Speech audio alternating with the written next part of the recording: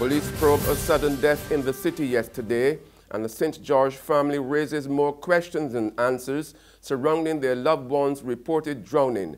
Those are our top stories in our Barbados Today morning news update for Tuesday, January the 9th. I'm Emmanuel Joseph. Thanks for joining us. Police are investigating the sudden death of a Christchurch man in the city yesterday evening. Public Relations Officer Acting Inspector Roland Cobbler said that the 68-year-old man, whose name he did not reveal, was walking along Bridge Street at around 6:15 p.m. when he suddenly collapsed and died on the spot.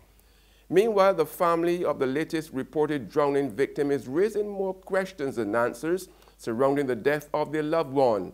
Last Friday, the lifeless body of 60-year-old Peter Boyce of Windsor Hill, St. George, was pulled from the water after another sea bather spotted him floating face down at Enterprise Beach, Christchurch.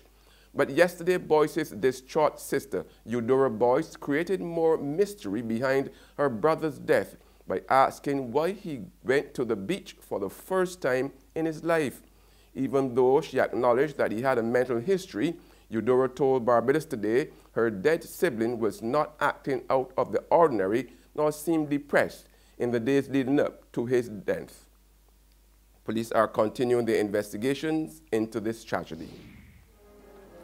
Barbados' newest Governor General has called for unity in the country even as general elections draw near. Speaking in the Senate chambers of Parliament during her installation ceremony yesterday evening, Dame Sandra Mason appealed for the country to come together despite the trying circumstances it's now facing.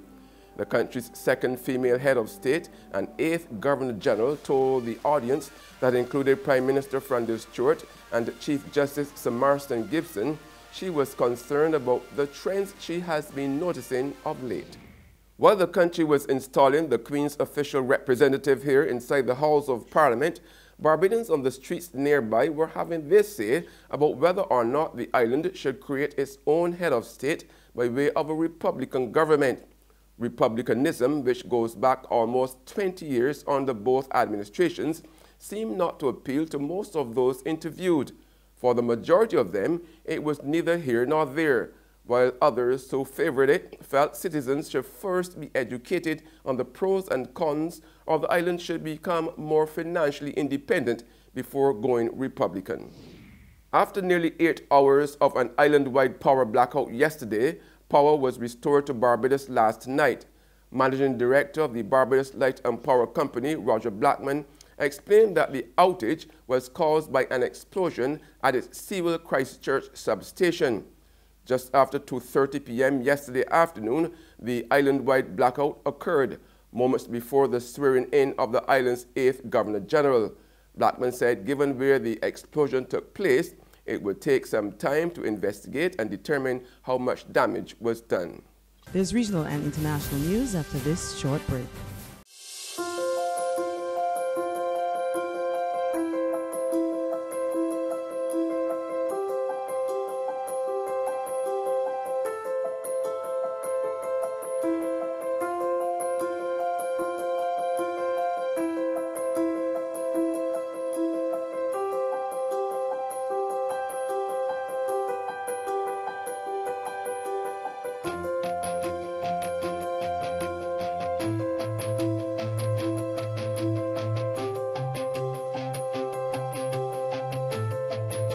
Barbados Today, news you can trust.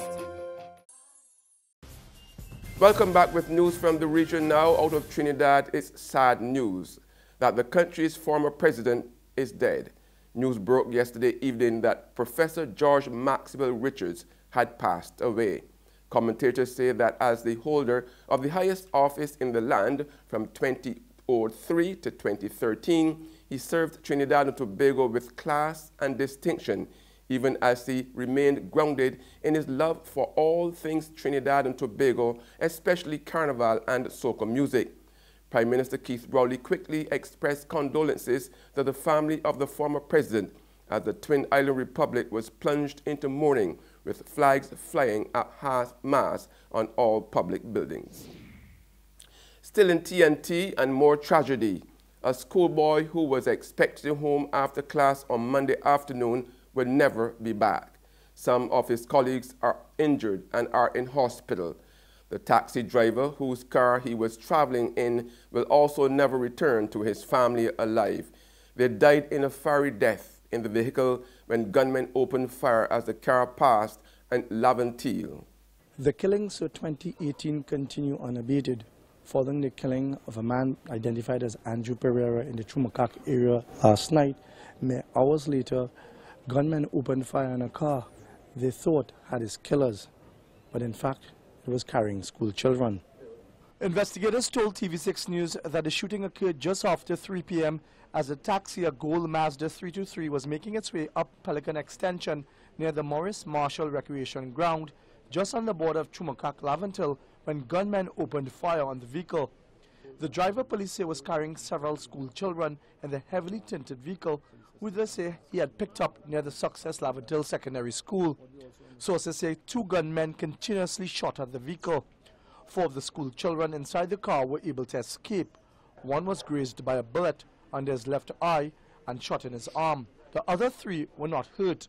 And on the international scene, thousands of Southern Californians fled their homes on Monday as a powerful rainstorm that could cause flash floods and trigger mudslides soaked steep slopes where a series of intense wildfires burned off vegetation last month. Heavy downpours that could produce more than 1 inch or 2.5 centimeters of rain per hour were expected through Tuesday evening, forcing officials to order or advise Ventura, Santa Barbara, and Los Angeles County residents who live near where the wildfires burned to evacuate their homes. And that's news, but for the very latest, visit our website at www.barbadostoday.bb. You can also subscribe to our e-paper, email updates, or even like us on Facebook. We are also on Izumi Media in bus terminals, as well as screenplay at supermarkets and gas stations near you. You can also hear us on Mix 96.9 FM. I'm Emmanuel Joseph. Have a fantastic day.